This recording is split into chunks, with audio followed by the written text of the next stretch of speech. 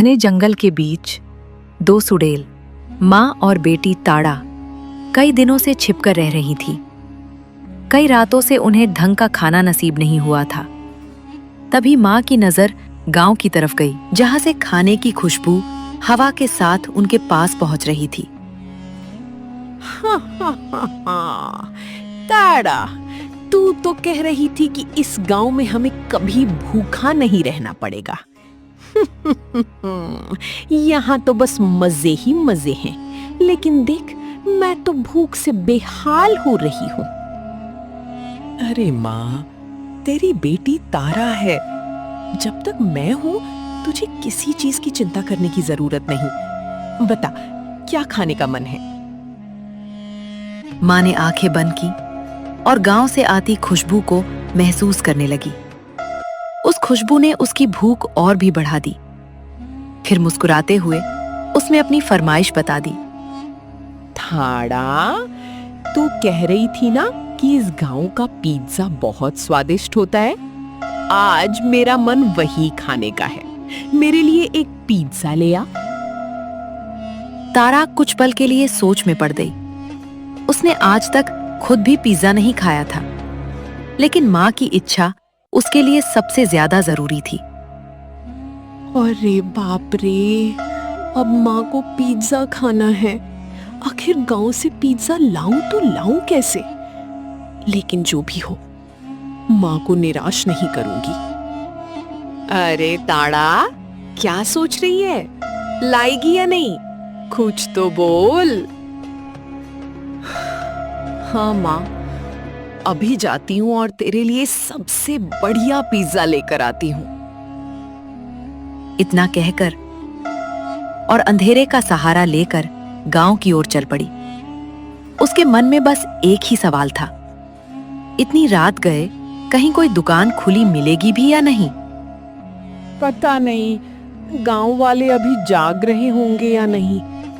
अगर सारी दुकानें बंद हो गई तो माँ क्या कहेगी? बेचारी भूखी भी रह जाएगी। कुछ दूर चलने के बाद ताड़ा की नजर एक दुकान पर पड़ी। वहां अभी भी हल्की रोशनी जल रही थी। अरे वाह, दुकान अभी तक खुली है। लगता है आज माँ की पसंद का खाना मिल ही जाएगा। दुकान बंद करने की तैयारी चल रही थी। हरिया आखिरी ग्राहक को सामान दे रहा था।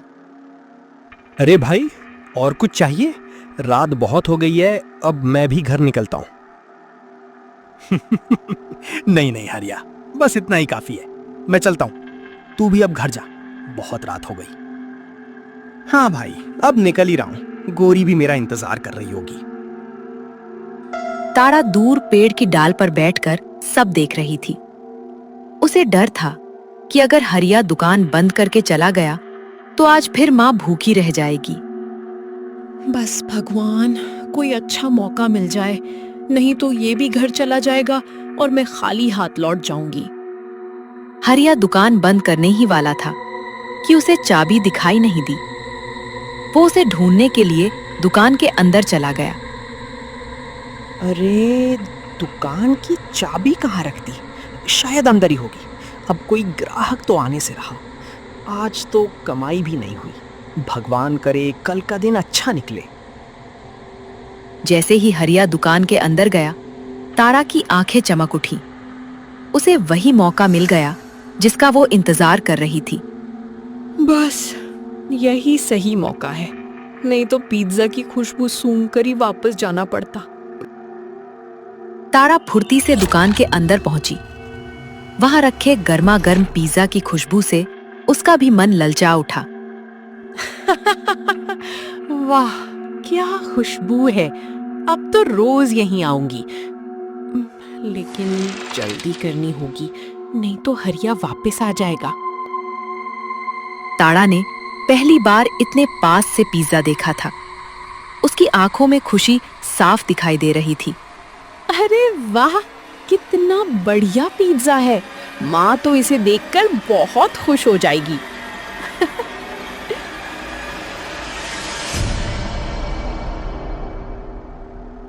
हरिया के जाते ही ताड़ा खुशी खुशी पिज्जा लेकर जंगल की ओर उड़ गई। उसे इंतजार था कि माँ जब इसे देखेगी तो कितनी खुश होगी।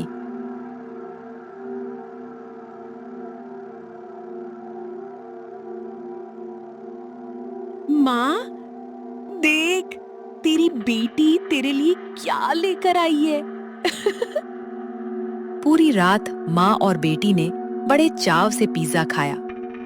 दोनों के चेहरे पर ऐसी खुशी थी जैसे बरसों बाद उन्हें मनपसंद खाना मिला हो। अब उन्हें यकीन हो चुका था कि ये गांव उनके लिए खाने का खजाना साबित होने वाला है। अरे वाह ताड़ा, मैं तो कब से सोच रही थी कि आखिर ये पिज्जा कैसा होता होगा। आज तूने मेरी ये इच्छा भी पूरी कर दी। माँ, अब चिंता मत कर। गांव में एक दुकान है जो देर रात तक खुली रहती है। अब तो रोज पिज्जा खाने को मिलेगा। ध्यान रखना बेटी, इंसान बहुत चालाक होते हैं। अगर उन्हें हमारे बारे में पता चल गया तो गांव का तांत्रिक बुलाकर हमें यहाँ से भगा देंगे।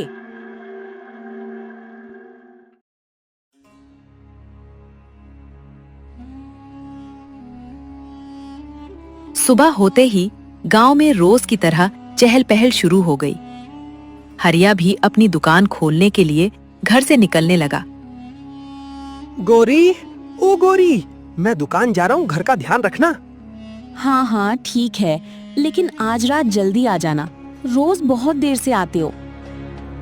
क्या करूं गोरी, ग्राहक ही नहीं आते, इसलिए देर तक दुकान खुली रखनी पड़ती है। क्या पता आखिर में कोई आ जाए। ठीक है, लेकिन अपना भी ध्यान रखना। हाँ, चलता हूँ।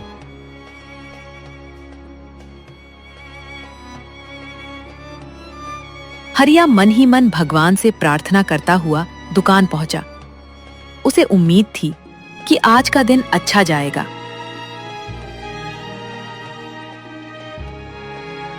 हे भगवान, आज थोड़ा अच्छा व्यापार करा देना। दुकान खोलते ही हरिया की नजर सीधे पिज्जा वाले डिब्बे पर गई और अगले ही पल उसके होश उड़ गए। अरे ये क्या, रात को तो मैंने पूरे 10 पिज्जा बनाए थे, एक भी नहीं बचा। आखिर गए कहाँ? इतने में एक गांव वाला दुकान पर आ गया। क्या हाल है हरिया, एक दूध का पैकेट देना। ले भाई, लेकिन आज मेरा बड़ा नुकसान हो गया। क्यों, क्या हुआ? रात को पूरे 10 पिज्जा रखे थे, सुबह देखा तो एक भी नहीं बचा। समझ नहीं आ रहा कि आखिर दुकान के अंदर से कौन ले गया। अरे यार, सुबह सुबह मजाक मत कर, चल पहले दूध दे। गांव वाला तो हंसते हुए चला गया, लेकिन हरिया के मन में एक अजीब डर बैठ चुका था। कोई मेरी बात पर विश्वास ही नहीं कर रहा, लेकिन दुकान के अंदर से पिज्जा गायब कैसे हो गए? जरूर कोई रहस्य है। जंगल में बैठी सुड़ेल की माँ फिर खाने की बात सोचने लगी। तारा, आज पिज्जा के साथ कुछ और भी ले आना। हाँ माँ, आज कुछ तीखा भी लेकर आऊंगी। रोज सिर्फ मीठा मीठा अच्छा नहीं लगता।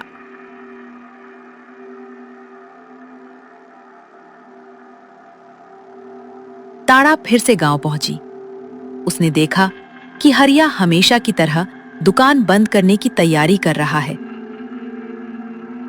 अरे वाह, लगता है ये रोज देर से घर जाता है। अब तो रोज यहीं से खाना ले जाऊंगी। चलो, आज की कमाई भी ठीक हो गई, अब घर चलता हूँ। हरिया के अंदर जाते ही ताड़ा फिर दुकान में घुस गई। वाह, आज तो पिज्जा के साथ तीखा भी रखा है, इसे भी ले चलती हूँ।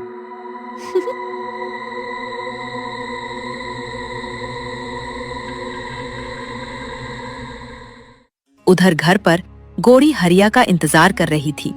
कहते थे जल्दी आऊंगा और अभी तक आई नहीं। अरे गुस्सा मत हो, आ गया ना। रोज यही कहते हो, आखिर इतनी देर क्यों लगती है? गौरी, कल रात जब मैं घर आया तब दुकान में 10 पिज्जा थे। सुबह गया तो एक भी नहीं बचा। समझ नहीं आ रहा अंदर से कौन ले गया। आपने ठीक से देखा था? कहीं ऐसा तो नहीं कि पहले ही कोई ले गया हो? अब हरिया को एक बात याद आई। अरे, ये तो मैंने सोचा ही नहीं। मैं चाबी लेने अंदर गया था। हो सकता है उसी समय कोई पीछे से दुकान में घुस गया हो। उधर जंगल में माँ बेटी फिर मजे से खाना खा रही थीं। वाह ताड़ा, इस गांव में तो खाने की कोई कमी नहीं। अब तो हम हमेशा यहीं रहेंगे। हरिया रोज की तरह दुकान पहुंचा, लेकिन इस बार जो उसने देखा, उसे देखकर उसके पैरों तले जमीन खिसक गई। अरे ये क्या, पूरा डिब्बा फिर खाली पड़ा है। मैं तो बर्बाद हो गया। आखिर रोज रोज मेरा सामान कौन ले जा रहा है।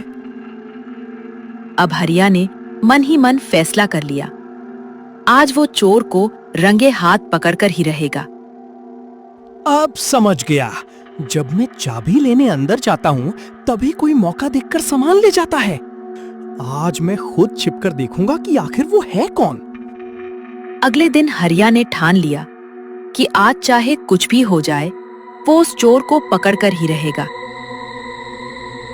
उसने दुकान पहले की तरह खोल दी, लेकिन खुद चुपचाप एक कोने में छिप गया। थोड़ी देर बाद गांव का एक आदमी दुकान पर पहुंचा।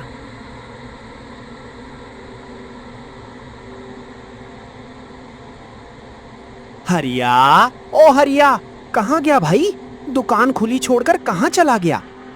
हरिया ने धीरे से गांव वाले को अपने पास आने का इशारा किया। वो दुकान के पीछे छिपा हुआ था। अरे, यहाँ क्यों छिपा बैठा है? बच्चों की तरह कौन सा खेल खेल रहा है?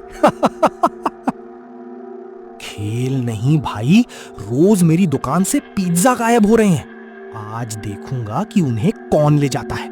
तू भी चुपचाप यहीं बैठ जा। तारा को लगा कि आज फिर उसे बढ़िया मौका मिल गया है। उसे क्या पता था कि इस बार कोई उसकी हर हरकत पर नजर रखे बैठा है। अरे, आज तो दुकान में कोई दिखाई ही नहीं दे रहा। वाह रे ताड़ा, आज तो किस्मत खुल गई। कुछ देर तक दोनों चुपचाप इंतजार करते रहे। हरिया, कब से बैठे हैं? यहाँ तो कोई भी नहीं आया। कहीं तू मजाक तो नहीं कर रहा? जरा उधर देख, वो कौन है? दोनों की नजर जैसे ही दुकान के अंदर गई, उनका चेहरा डर से सफेद पड़ गया। काले बाल, डरावनी आंखें और अजीब सी हंसी। उनके सामने सचमुच एक सुड़ेल खड़ी थी। हे भगवान, ये तो सुड़ैल है। अगर इसे नहीं रोका तो कुछ ही दिनों में तेरी पूरी दुकान खाली कर देगी। अब तो यकीन आ गया ना कि मैं झूठ नहीं बोल रहा था। लेकिन अब बताओ, इसका क्या करें? तारा को दुकान में पिज्जा नहीं मिला, लेकिन उसकी नजर लड्डुओं पर पड़ गई। अरे, आज पिज्जा नहीं है। कोई बात नहीं, ये लड्डू ही ले जाती हूँ। माँ बहुत खुश होगी। गांव वाले ने हरिया को एक सलाह दी।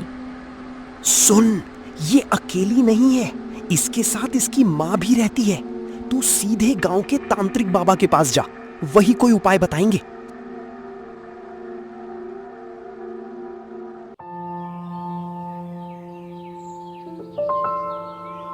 सुबह होते ही हरिया बिना समय गवाए तांत्रिक बाबा की कुटिया की ओर निकल पड़ा।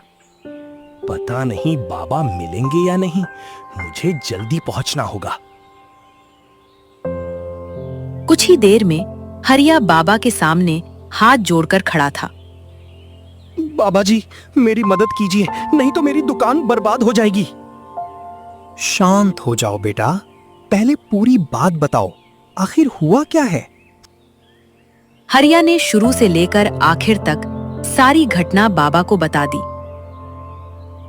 ये साधारण चोर नहीं, सुड़ैल है। इसे भगाने का एक ही उपाय है, ये पवित्र भस्म है। रात को घर जाने से पहले इसे दुकान के खाने पर छिड़क देना।